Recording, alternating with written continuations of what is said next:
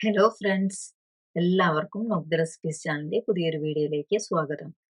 ഇന്ന് ഞാൻ തയ്യാറാക്കുന്നത് വളരെ ഹെൽത്തി ആയിട്ടുള്ള ബീട്രൂട്ട് തോരനാണ്. അപ്പോൾ ഇൻഗ്രീഡിയൻസ് നോക്കാം.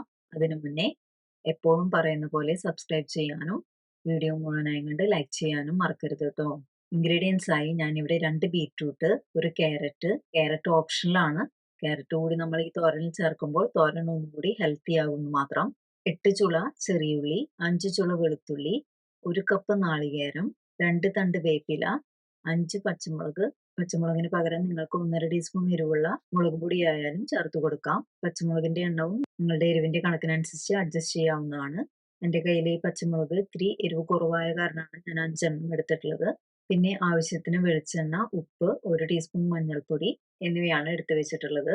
ആദ്യം ഞാൻ ക്യാരറ്റും ബീട്രൂട്ടും ഫൈനായി ചോപ്പ് ചെയ്തും എടുത്തു വെച്ചിരിക്കുന്ന ഉള്ളിയെല്ലാം നന്നായി ചതച്ചെടുത്തും കൊണ്ടുവന്നിട്ടുണ്ട്. ബീട്രൂട്ട് ഇതുപോലെ ചോപ്പ് ചെയ്യുന്നതിന് പകരം നല്ല ചെറിയ കഷ്ണങ്ങളായി അരിഞ്ഞ് കുക്കറിൽ ഒരു വിസിൽ മാത്രം വരുത്തി വേവിച്ചും ഞാൻ തോരൻ വെക്കാറുണ്ട്. ഇനി തോരൻ ഉണ്ടാക്കാൻ തുടങ്ങാം.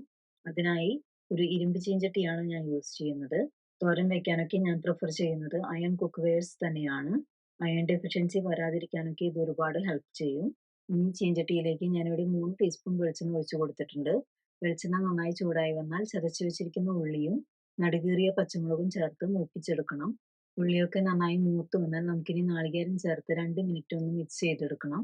അതിനുശേഷം മഞ്ഞൾപ്പൊടിയും വേപ്പിലയും ചേർത്ത് കൊടുത്ത് ഒരു 2 മിനിറ്റ് കൂടി മിക്സ് ചെയ്തെടുക്കണം.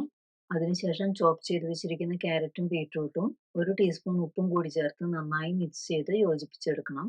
ഇനി ഇത് മീഡിയം ഫ്ലെയിമിൽ മൂടിയിട്ട് വേവിച്ചെടുക്കണം. 10 മിനിറ്റിനുള്ളിൽ തന്നെ ഇത് വേവ് പാകമായി കിട്ടാറുണ്ട്. ഇടയ്ക്ക് മൂടി തുറന്ന് മിക്സ് ചെയ്ത് കൊടുക്കാൻ മറക്കരുത്. എനിക്കിവിടെ ഒരു 8 മിനിറ്റ് ഒക്കെ ആയപ്പോഴേക്കും വേവ് നല്ല കറക്റ്റായി വന്നിട്ടുണ്ട്. നിങ്ങൾക്ക് കുറച്ച് തോരൻ എടുത്ത് കഴിച്ചു നോക്കി വെജിറ്റബിൾസിന്റെ റോ ടേസ്റ്റ് ഒക്കെ മാറി വേവ് ഓക്കെ ആയോ എന്ന് ചെക്ക് ചെയ്യാവുന്നതാണ്. അപ്പോൾ ഇവിടെ വളരെ എളുപ്പത്തിൽ തയ്യാറാക്കാൻ പറ്റാവുന്നതും ഹെൽത്തിയുമായ ബീട്രൂട്ട് തോരൻ ഇവിടെ റെഡി. നമുക്കൊക്കെ വെറുതെ കഴിക്കാൻ പോലും ഇഷ്ടപ്പെടുന്ന ഒരു ഹെൽത്തി തോരനാണിത്. അപ്പോൾ എല്ലാവരും തോരൻ ട്രൈ ചെയ്ത് അഭിപ്രായങ്ങൾ കമന്റ് ചെയ്യാനും വീഡിയോ ഇഷ്ടമായെങ്കിൽ എല്ലാവർക്കും ഷെയർ ചെയ്ത് കൊടുക്കാനും മറക്കരുത്. എന്നാൽ മറ്റൊരു റെസിപ്പിയുമായി വരുന്നവരെ bye, take care, stay healthy and be happy. Thank U.